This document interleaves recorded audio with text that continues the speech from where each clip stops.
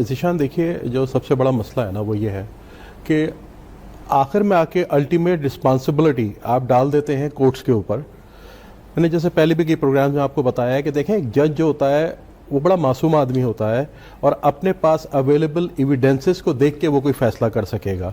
लेकिन तो उनके तो एविडेंस ही चेंज हो गया ना। पहले जो था पोस्टमार्टम रिपोर्ट में उन्होंने उल्टा चश्मा लगाया हुआ था, फिर सीधा चश्मा लगा के चेक किया, तो नहीं रिपोर्ट। देखिए, यही प्रॉब्लम्स आ रहे हैं। अब आप ये बताइए कि अगर ये प्रॉब्लम्स एक जज के सामने आएंगे तो वो कैसे उसके ऊपर कोई फैसला दे पाएगा। ऐसे ही देखिए, इन्वेस्टिगेशन में बेइंतहा इसके ऊपर गलतियां हुई हैं।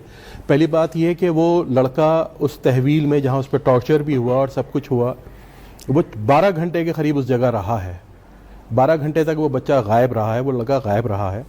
उसके ऊपर पुलिस का कोई रद्द-ए-अमल नहीं है। उसके बाद जब वो लाश मिलती है, अच्छा वो जो लाश मिली है उसको बाकायदा एसिड डाल के बिल्कुल अनआइडेंटिफाइबल बना दिया गया है।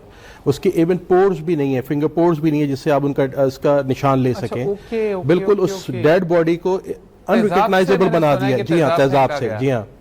तो अब इस कंडीशन में सबसे पहले तो इस बात का तयन होना है कि क्या वो बॉडी उसी लड़के की है। अभी तो यही तयन नहीं हो पा रहा है। आपने सुना होगा कि अब जो उन्होंने रेक्टिफाइड हो गया कि वो नहीं, अभी इन्वेस्टिगेशन जब चेंज हुई है तो कराची यूनिवर्सिटी उसके जो है वो डीएनए उसका सैंपल्स लिए गए डीएनए टेस्ट के लिए। पहले डीएनए से ये प्रूव हो कि ये मीर रजा की बॉडी है, जो कि मोस्ट प्रॉब्ली उसी की है, लेकिन पहले हमें ये आइडेंटिफाई करना होगा। अब ये काम जज का नहीं है। जज ये कैसे तयन करे कि ये बॉडी किसकी है। आप अगर मीर रजा केस में एक बॉडी लाए हैं तो पहले ये प्रूफ तो करें कि वो बॉडी मीर रजा की है। हाँ, हो सकता है वो कहीं जिंदा उसको रखा हुआ या हस्बे तो इस तरह की जब लैप्सेस हमारे यहाँ जस्टिस सिस्टम में होते हैं तो हमें बहुत इश्यूज आते हैं। अभी उनके वकील ने बहुत अच्छा इनिशिएटिव लिया, इन्वेस्टिगेशन अभी चेंज कराई गई है और उसके बाद अब बहुत सारे एविडेंसेस को आना है। उस एविडेंसेस के बाद पता लगेगा कि उसके अंदर क्या कहानी है। जैसे कि इनिशियली ये कहानी ये बनाई गई कि something related to cryptocurrency है। तो क्या क्रिप्टो करेंसी की वजह से ये सारे मामलात हो रहे हैं, क्योंकि ये पहला वाकया नहीं है कराची का।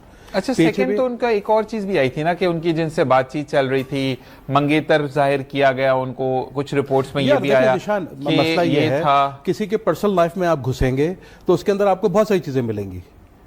नहीं, बस तो पहले तो एक उनको भी टॉर्चर किया गया था और उन्होंने कहा था कि मैं जो चीज हूं मैं फिर आके बताऊंगी कि मैं क्या चीज हूं। उसके ये साथ फर्स्ट इन्वेस्टिगेशन की बातें हैं। ये जो आपने बताया है ये फर्स्ट इन्वेस्टिगेशन की बातें हैं, जिसमें ये तासुर दिया गया कि इनकी शायद किसी का दुश्मनी है या इनको किसी ने थ्रेट किया था। वो मंगेतर का नाम बीच में आ गया। वो है नहीं है, कितना वो वेट रखता है एविडेंस, ये अभी नहीं पता।